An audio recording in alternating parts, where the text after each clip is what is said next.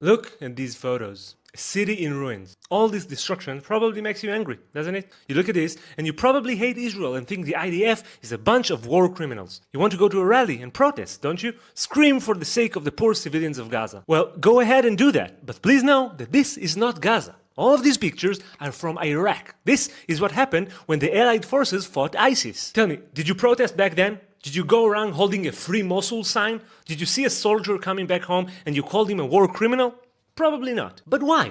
Maybe you think Hamas is better than ISIS. Well, that's just pure ignorance. That's evidently not true. You can compare the charters of the two, the fighting methods, the governing principles, the horrific ways of torture. They are the same. Exactly the same. Or maybe you're protesting now and not back then because you feel for the Palestinians more than you feel for the Iraqi people. So tell me, did you protest when the Assad regime in Syria killed 4,000 Palestinians? Did you protest when the Jordanian government renounced the Palestinians off their citizenship, leaving them without rights? Did you ever take a look at Palestinian life in Arab countries? You didn't. You only care when Jews are involved. Maybe the whole thing isn't really about loving Palestinians, but simply hating Jews. Maybe that's why you walk around calling death to all Jews, even though more Jews live outside Israel and don't have much to do with this conflict. By the way, just to be clear, I'm an atheist. I don't put the Jewish religion over the others, but this isn't about Judaism, it's about the Jewish people. Like it or not, archaeological findings link the Jewish people to Israel from early as the 13th century BC. That's over 3,000 years ago. We're not going anywhere. Get used to it. So if you just feel like hating us, then at least be real about it.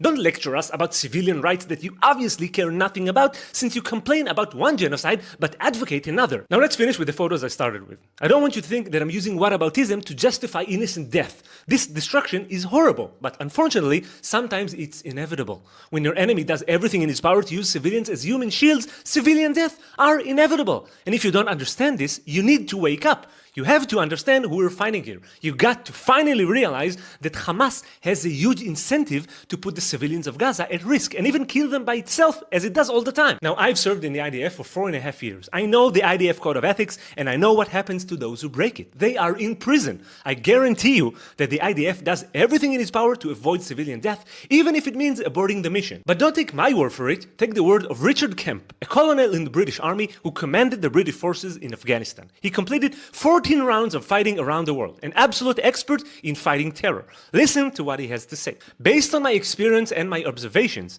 the IDF does more to safeguard the rights of civilians in a combat zone than any other army in the history of warfare.